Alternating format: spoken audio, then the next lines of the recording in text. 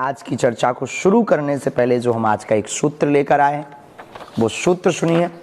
फिर आज हम भगवान विष्णु के छठवें अवतार भगवान, हम उनको दादा कहते हैं। दादा कई लोगों के मन में आता होगा कि महाराज जी दादा क्यों कहते हैं।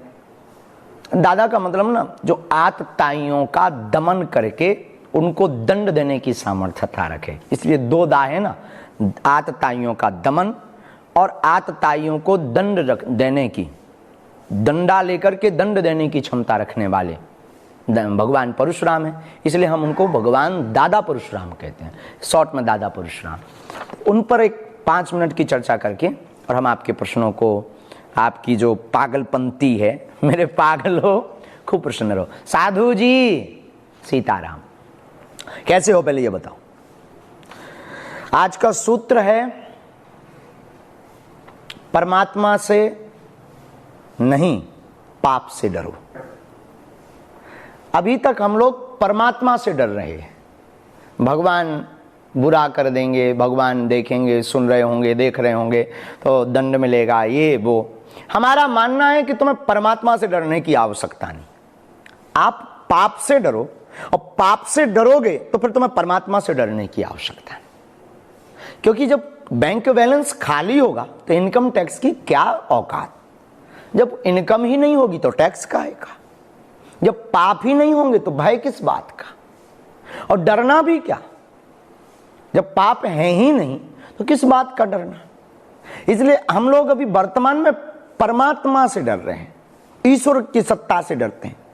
ईश्वर की सत्ता से नहीं डरना चाहिए, हम ऐसा नहीं कह रहे हैं, पर डरना ही चाहिए ये भी तो नहीं कह सकते।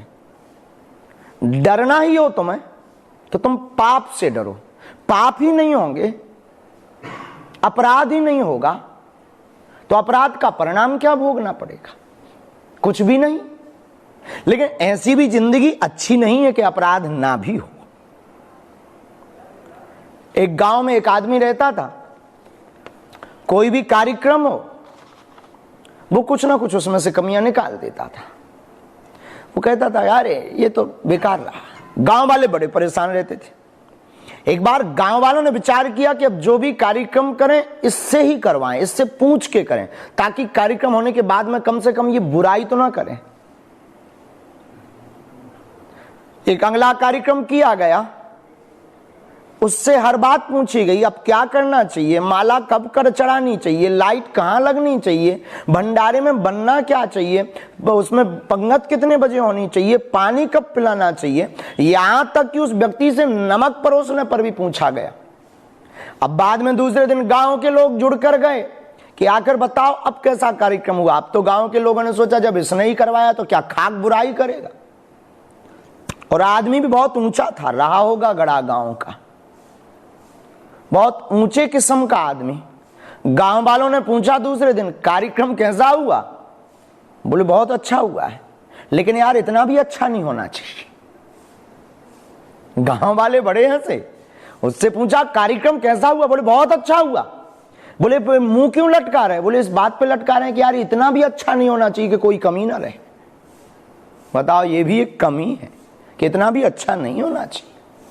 इसलिए हम आपको ये भी नहीं समझा रहे हैं कि आप पाप करो, हम आपको ये समझा रहे हैं कि पाप ना करो और परमात्मा से ना भी डरो, चलेगा, पर परमात्मा से आप तब नहीं डर सकते जब आपकी जिंदगी में कोई पाप ना हो।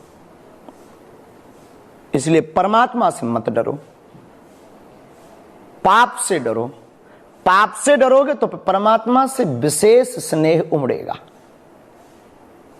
लगाव उमड़ेगा और जीवन आपका बहुत प्रसन्नचित होगा।